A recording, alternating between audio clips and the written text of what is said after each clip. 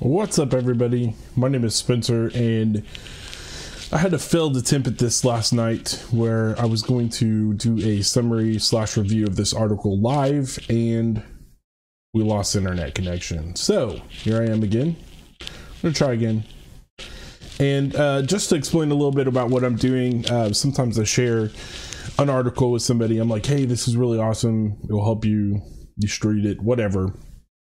Or maybe it's important to the work we're doing or something, but people are busy, and sometimes reading what seems to be a technical article can be a little daunting.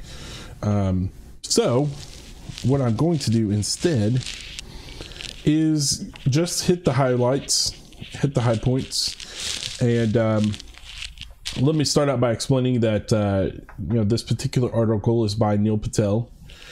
And that's this guy here. He puts a lot of really great content out and does an awesome job at it.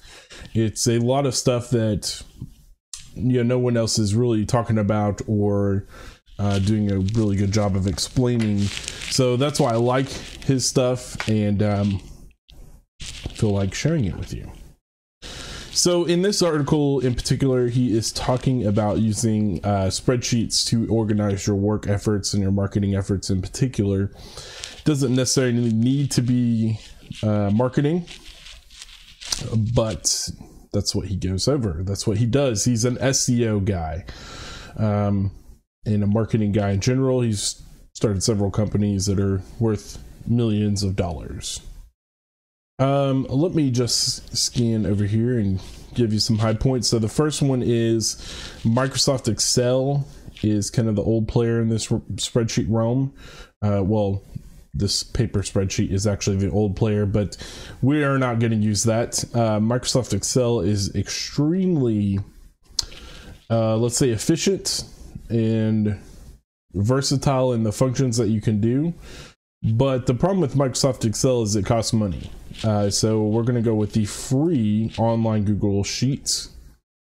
And, if you already have Excel, you could use that. But there are some advantages to using Google Sheets. And I'll tell you, some of those are you can collaborate with your teammates. You can live edit with your teammates. And you can easily share your documents back and forth. Now, that being said, with Excel, if everybody has Excel, you can drop it in Dropbox, and there's a little plugin they have that will let you do the same thing with that. But that's not always possible for everyone. For instance, one of the people on my team that I'm working with right now has a Mac, and I don't know that she has Excel. I think she actually uses something else. So that being said, let's just press on. Now, something else he points out is Excel formulas look a lot like SQL. I could see that. I'm learning SQL, and it's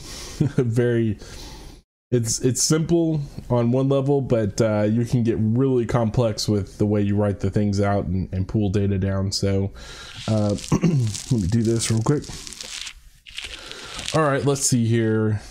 Let's skip down a little more and get to the important part. Now, I'm going to tell you, I read this article originally because I'm actually building a project management system, and I wanted to see what other methods are out there for managing projects aside from what I knew. I'm familiar with Scrum and Waterfall and a few other things like that. This is kind of similar to Waterfall, but when you're talking about projects that aren't software development, there's some different needs that come into play that this is the dog down here, by the way.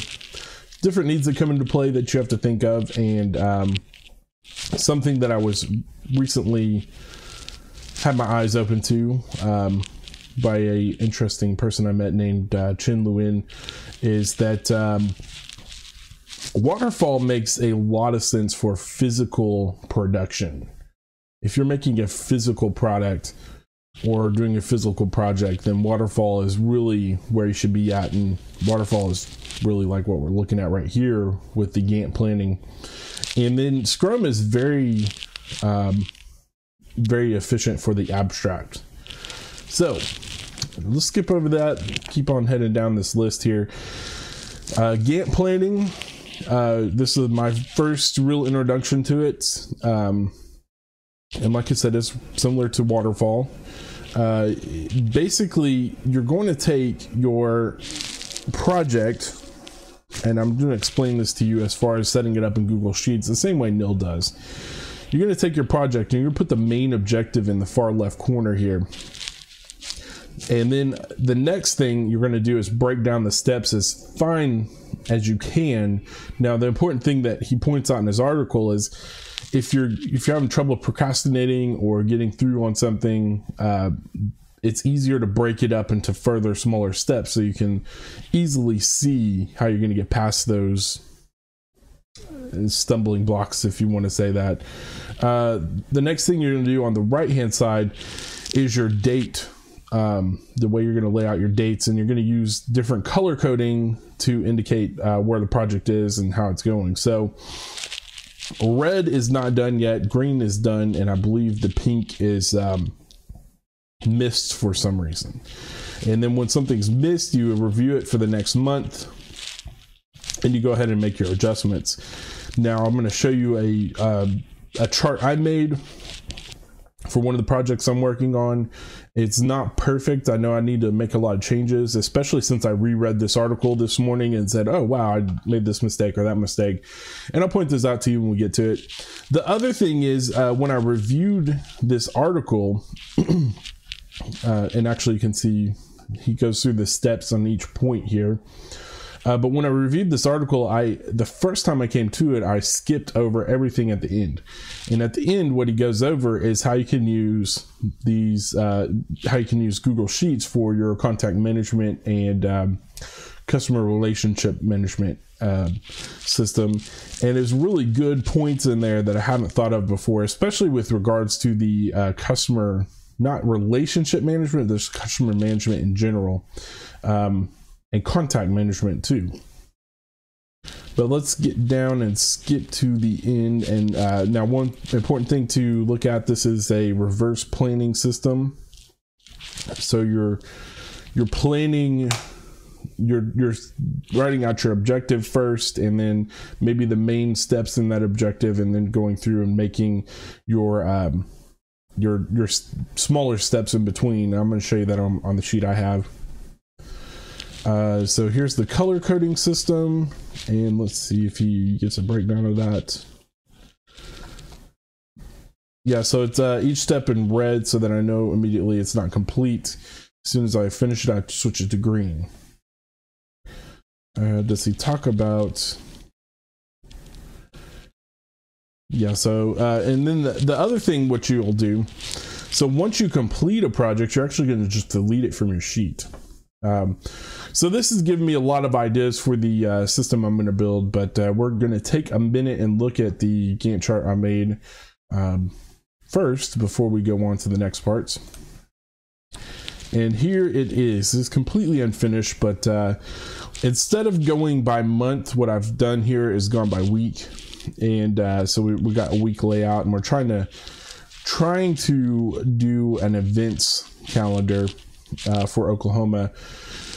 And it's a pretty daunting task, and I know I need to come in and make some of these steps a lot smaller. And actually, let me show you what I do here. So if we put in, let's say these are our main point steps that we're going to follow, well, what you would do is you'd come in and say insert a row, and it's always going to insert above where you're currently at. And so we could say search for events in Oklahoma, and that's going to give us an additional step that we're missing. And I'm going to actually come back and redo this because it's not very clear about what I'm talking about here. So it actually should be, search for events in Oklahoma,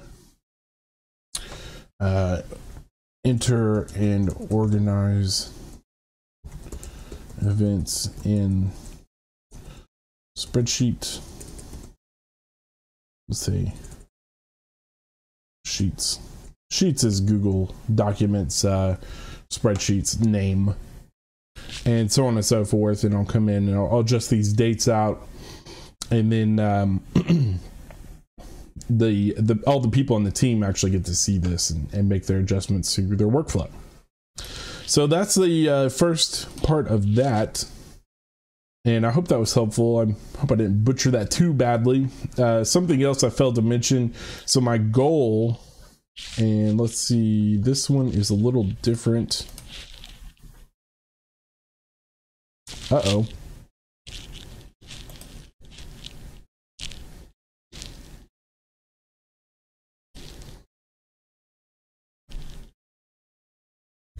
It says we're offline. We're not actually offline, I guess.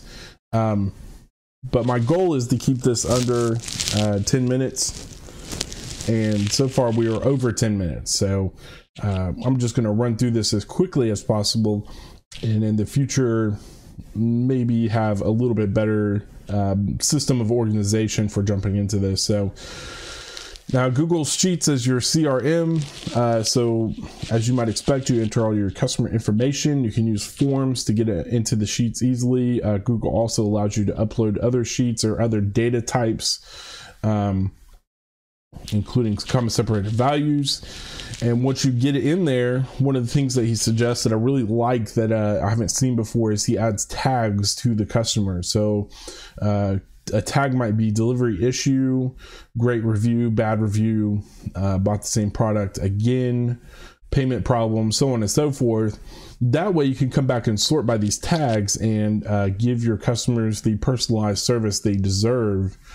And that's a great way to kind of build a better relationship with people, because it's all about being more organized in what you're doing and your efforts.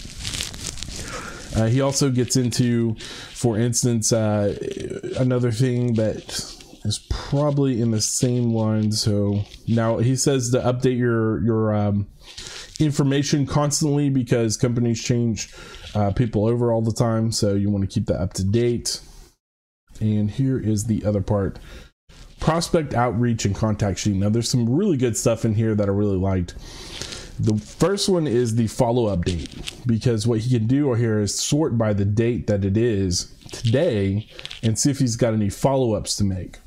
He can also keep notes on the people and the company, and keep their information up to date. Then he's got a color system. So green is this prospect is good to go. They're excited, they're happy, they're ready to buy. Red is, I'm probably going to say this wrong. I almost want to say fun information, but I think red was they're not that excited. No, they're something like, here it is. Yellow is for people who have contact but not responded yet, and red is for contacts who are not interested at all. And so it might be good to have a red contact and keep that information handy. So what else do we got? That is it on this one. So I hope you all learned something from that. If you look in the description of my video, there is the link to this article, which is a really awesome article. And I hope to do a better job next time. Thanks for watching. Bye-bye.